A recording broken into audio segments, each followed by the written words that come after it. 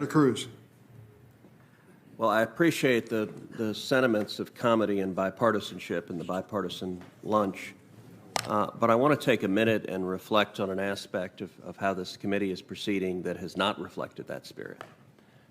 The chairman is aware of my concerns and the concerns of a number of members of this committee that the way the Judiciary Committee has proceeded in the year 2021 has broken with past practice and broken with past norms on this committee, and has done so in a way that has been partisan and has undermined the important role of the Senate Judiciary Committee. As you know, back in March, when Vanita Gupta was before this committee, Chairman Durbin chose to break Rule 4 of the committee, which states that it takes a majority vote, including one vote from a member of the minority, in order to bring debate to a close. That had no precedent in the history of this committee. We then saw yet a second opportunity concerning Toby Heitens, nominated to be a judge in the Fourth Circuit Court of Appeals, where the total questioning for that lifetime nomination to the Court of Appeals was 18 minutes, even though my staff and the staff of another senator have both conveyed to the chairman that we were en route to the committee for the hearing. The chairman gavelled down that hearing after just 18 minutes of questions. And then sadly, we saw this pattern continue again just recently, just last week. Just last week, the committee held a hearing for Elizabeth Prelogar, the nominee to be Solicitor General of the United States. Solicitor General is one of the most important positions in any administration. Solicitor General is often referred to as the 10th Justice.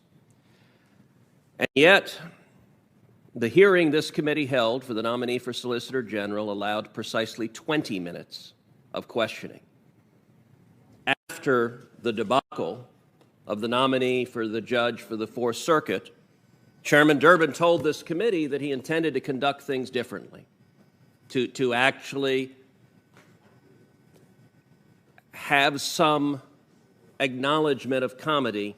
20 minutes for a Solicitor General nominee, and I would note that hearing was held not only at the same time as multiple other hearings of committees, and every member on this committee serves on multiple other committees, and so you have to be in multiple committee hearings at the same time. That committee hearing was also at the exact same time as a floor vote. So I had fully intended to come and question the nominee for Solicitor General. There were serious questions about the conduct of the Department of Justice in ongoing litigation that nominee is responsible for, and yet 20 minutes, and my staff conveyed to the chairman's staff that I was on the floor voting and intended to come back and raise questions. But before I could physically get back here, the chairman gavelled it down. And to put it in perspective, because I'm getting eye-rolling from the chairman right now, this is wildly out of step with the precedent of this committee. And I'll give an example. In 2001, Ted Olson was the nominee to be Solicitor General of the United States. Ted Olson, the questioning for Ted Olson lasted 3 hours and 37 minutes.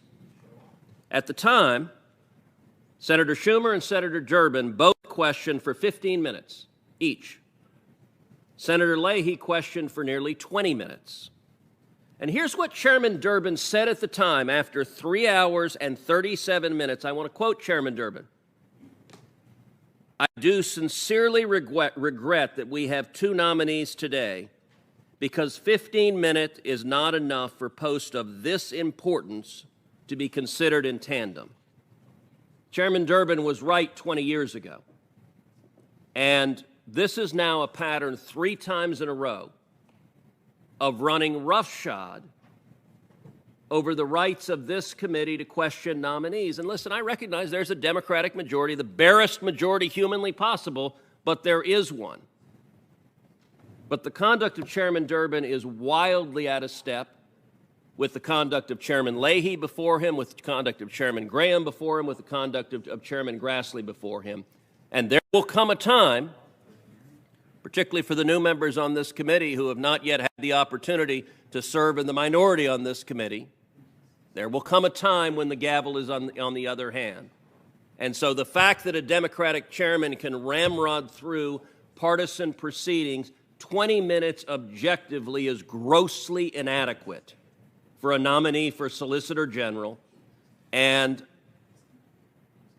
this committee has always had vigorous disagreements when it comes to questions of policy and law, but we have not seen chairmen playing games to protect partisan nominees, and I think that does real damage to the ability of this committee to function effectively.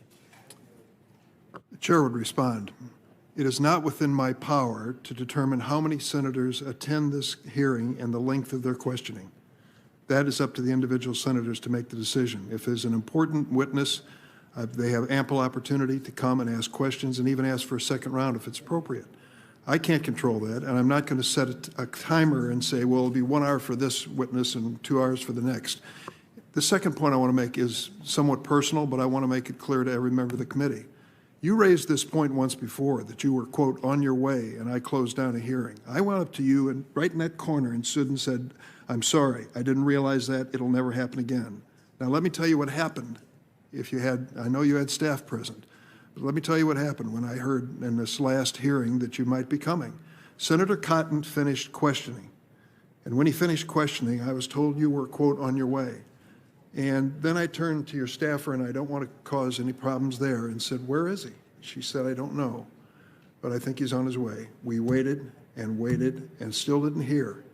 And at that point, I said to Senator Cotton, what do you think I should do at this point? On the record, he said, I don't want to comment on that. I really tried my best to give you an opportunity, but I think it is unreasonable for any member to say that the Senate Judiciary Committee and staff should wait indefinitely on the possibility that a member returns. When I left and went down the hallway, you were not on your way, at least not at that point. I'm going to do my best to leave the meetings of this committee open so that members have an opportunity, and I will, any good faith effort to get here, I'm going to try to honor. But you have to at least honor the members of the committee and staff by telling us where you are and when you're coming. Sitting here indefinitely waiting for the possibility is not fair to the rest of the committee. So, Chairman Durbin, if I might respond to that. Certainly. I'll respond in 2 ways. Number one, with the nominee to the Fourth Circuit, when I arrived, and Senator Hawley also informed your staff that he was coming, both of us were in the elevators rushing to get here. When we got here, there were not one, there were 2 Democratic senators sitting in the anteroom, neither of whom had questioned, but were happily sitting in the anteroom and, in fact, were laughing. It has the appearance of simply game playing that the senators absented themselves to end the hearing.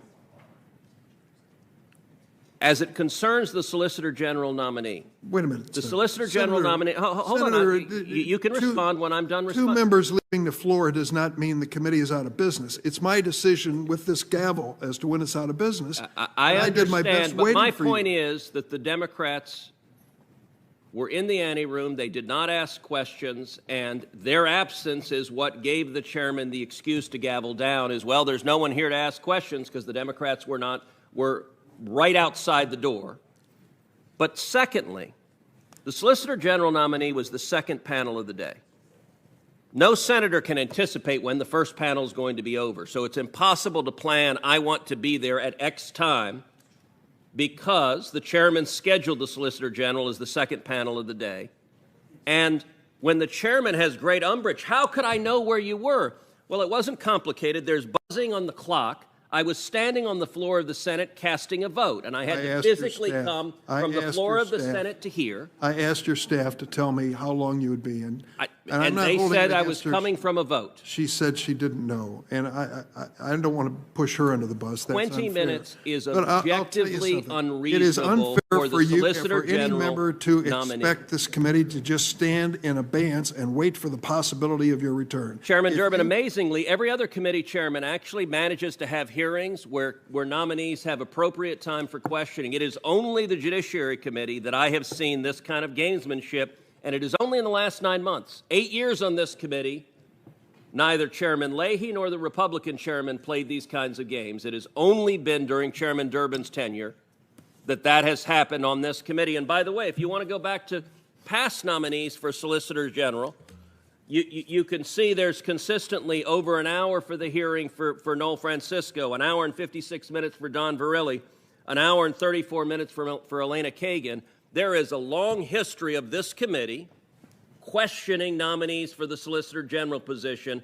And I understand, Chairman Durbin, that Democrats want to protect Democratic nominees, but giving short shrift to the Senate's responsibility to advise and consent is undermining the ability of this committee to do its job, particularly when the chairman knows fully well on a day that there are votes in multiple committee hearings that